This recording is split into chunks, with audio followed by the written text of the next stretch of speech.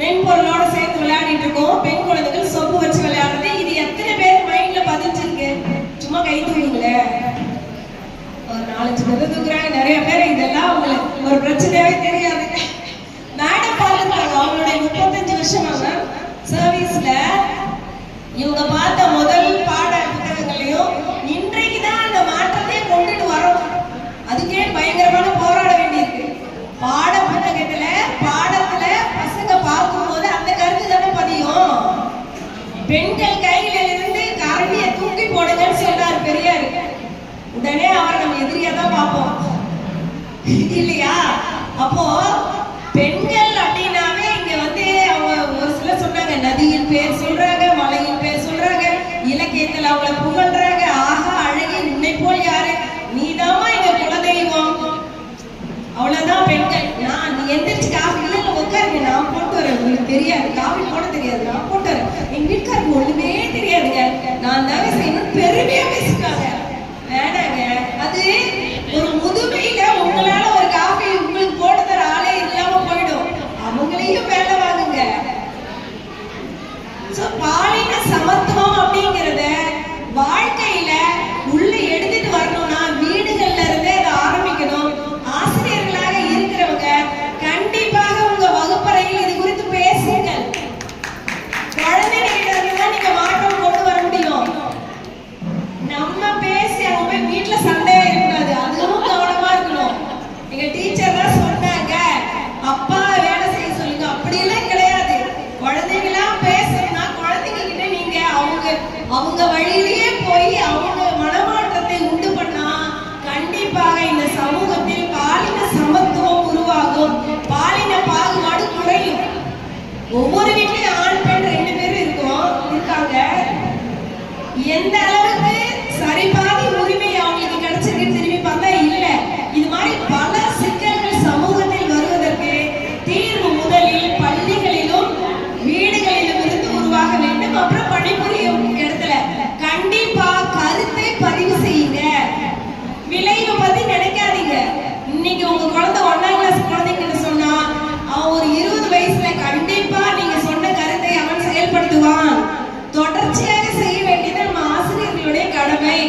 உடனே ஒரு செடி வச்ச உடனே நூல் குத்துறாது, காய் காத்துறாது, எல்லாமே நம்ம அனுபவிச்சிட மாட்டோம். ஆனால் ஒரு நாள் இது வந்து நிச்சயமாக நடக்கும். இங்கே நமக்கு மிக மிக தேவை இந்த மகளிர் தினத்தில் சமத்துவம் அப்படின்றது புரிதலோட இருக்கணும். எனக்கு உரிமை கொடுன்னு வீட்டுல சின்ன சின்னங்களா சண்டை போடணுன்ற அவசியம் இல்லை. அவங்களா கொடுப்பாங்க. அதற்கான வேலைகளை நாம் தொடர்ந்து செய்ய வேண்டியிருக்கு. ரொம்ப நேரம் எல்லாரும் உட்கார்ந்துட்டு இருக்காங்க. ஸோ என்னுடைய உரையை நான் இதோட முடிச்சுக்கலாம்னு நினைக்கிறேன். உங்களுடைய கருத்தை இங்கிருந்து நீங்க எடுத்துட்டு போக வேண்டியது பாலின சமத்துவத்தை இந்த சமூகத்தில் நிலவ ஆசிரியர்களாகட்டும் மருத்துவர்களாகட்டும் நீங்கள் பணிபுரியும் இடத்திலும் உங்கள் வீடுகளிலும் முதலில் விதையுங்கள். எந்த ஒரு பிரச்சனையுமே நார்மல் கழகத்துல தான் முடியும்னு சொல்லுவாங்க.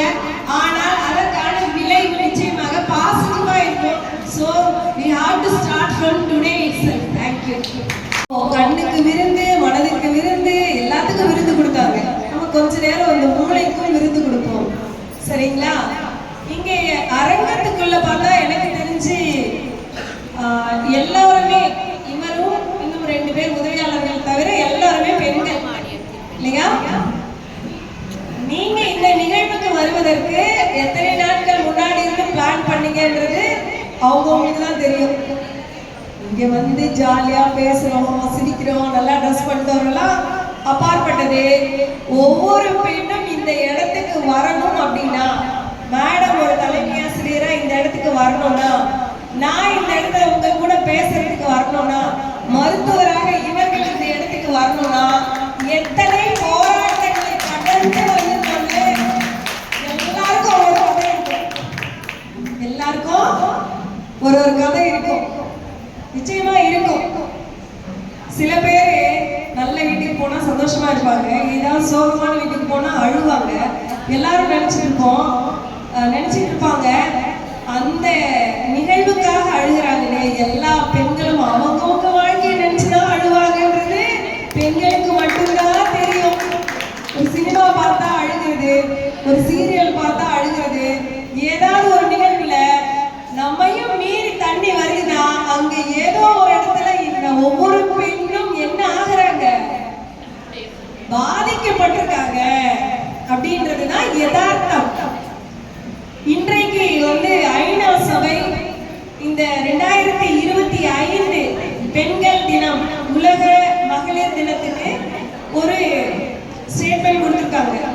அதன்படி பெண்களுக்கு சம உரிமை கொடுக்க வேண்டும், நாம் சம உரிமைகளை பெற வேண்டும்ங்கிறது தான் அதனுடைய முக்கியமான ஒரு கோடு.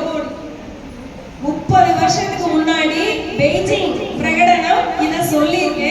30 வருஷம் கழிச்சோம் சம உரிமை பெற்றிருக்கிறோமா என்று ஒவ்வொருவரும் கேட்டு பார்த்தால் உங்கள் மனது சொல்லும். ஒருவருக்கு ஒரு வீட்டுல என்ன உரிமை, அலுவலகத்துல பெண்களுக்கு எந்த மாதிரியான உரிமைகள் தரப்படுது, சமூக பொருளாதார அரசியல் சூழலில் பெண்களுக்கான இடம் என்ன, இதெல்லாம் யோசிச்சு பார்த்தா ஏதோ நம்ம சந்தோஷத்துக்காக பாடிக்கிறோம் ஆடிக்கிறோம் அவ்வளவுதான். பெண்கள் அச்சீவ் பண்ணிட்டோம்னு ஒரு நம்பிக்கையா நினைச்சுக்கிட்டே, பட் யாரும் இன்னும் நம்ம என்ன ஆகல, பட் கொஞ்சம் முன்னாடி வந்திருக்கோம், அதுல மாற்று கருத்து கிடையாது. ஆனால் பெண்களுக்கான போராட்டம் வீடுகளிலும் குடும்பங்களிலும் சமூகத்திலும் தொடர்ந்து நடக்குது. வேலைக்கு வரக்கூடிய பெண்களுக்கு முன்னாடி எல்லாம் என்ன சொல்லுவாங்க, 100 ஆண்டுகளுக்கு முன்னாடி பெண்களுக்கு கல்வி கிடைக்கலன்னு சொல்லுவாங்க. இப்ப நமக்கு கல்வி கிடைச்சிருக்கா இல்லையா? பட் 2 விதமான சுமைகள். கல்வி பெற்ற பெண் வேலைக்கு சென்று குடும்பத்தையும் காக்கிறார், வேலையில இருக்கிற அந்த சுமையையும் தாங்கி ரெட்டை சுமையாக்கிட்டாங்க. வெளியில பார்த்தா அவங்களுக்கு என்னப்பா சம்பாதிக்கிறாங்க, உள்ள பார்த்தாதான் தெரியும்.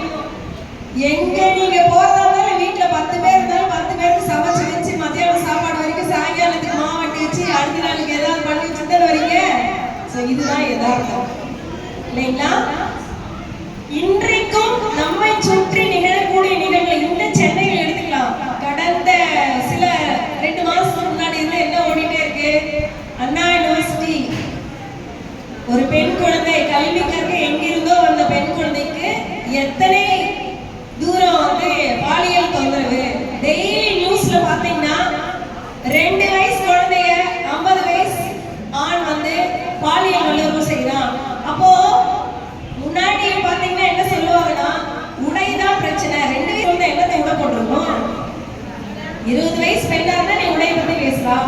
அப்ப இந்த சமூகம் ஒரு பெண் என்ன உடுத்த வேண்டும், என்ன சாப்பிடணும், எப்படி நடந்துக்கணும், யார்கிட்ட எப்படி இருக்கணும், பெரியவங்க இருந்தா மேல உட்காரக்கூடாது, கீழே உட்காரணும், கால் மேல் கால் போட்டு உட்காரக்கூடாது, இந்த உடை அணியக்கூடாது அப்படின்னு நிறைய கற்பிதங்களை அப்படியே கட்டி எழுப்பி இருக்கு.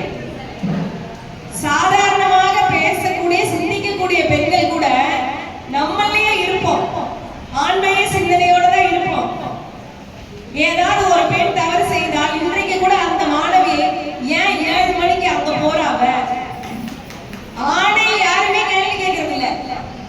நம்ம வீடுகளிலும் குழந்தைகளை எப்படி நம்ம வளர்க்கிறோம், பையனுக்கு ஒரு மாதிரி பொண்ணுக்கு ஒரு மாதிரி. தீபாவளியோ மற்ற பண்டிகையோ விசேஷங்களோ உடை எடுத்து தருவீங்க, பட் பெண் போடக்கூடிய உடைன்றது வேற, ஆண் போடக்கூடிய உடைன்றது வேற. பெண் விளையாடக்கூடிய பொருட்கள் வேற, ஆண் துப்பாக்கியும் காரையும் வச்சு விளையாடுவான். இன்றைக்கும் பாத்தீங்கன்னா சின்ன குழந்தைங்களுக்கு வாங்கி தருது சொப்பு சாமான் தான் வாங்கி தருவாங்க. நிறைய இடங்கள்ல மாறி இருக்கலாம், ஆனால் எல்லா இடங்களிலும் மாறி இருக்கான்னா கிடையாது. இன்னைக்கு சென்னையில இந்த நல்ல ஒரு சிட்டி, இந்த இடத்துல நீங்க உட்கார்ந்துட்டு நிறைய பாலின பாகுபாட்டை பார்க்கலாம். தமிழ்நாட்டினுடைய கடை கோடி போனீங்கன்னா, வட இந்தியாவினுடைய எந்த பகுதிக்கு போனாலும் சரி, கிராமங்களில் உள்ள போய் பார்த்தா பெண்கள் எப்படி பாலின பாகுபாட்டுடன் நடத்தப்படுகிறார்கள் என்பது நல்லா நமக்கு தெரியும். வெளியில யாருமே பெண்கள் அவங்க பிரச்சனையை பேச பயப்படுறாங்க. என்ன குடும்பத்துக்கு மானம் போயிடும், ஐயோ நம்ம ஏதாவது நினைச்சுப்பாங்களோ, இது மாதிரியே நிறைய பேர் துன்பங்களை அனுபவிச்சுக்கிட்டே இருக்காங்க. அப்போ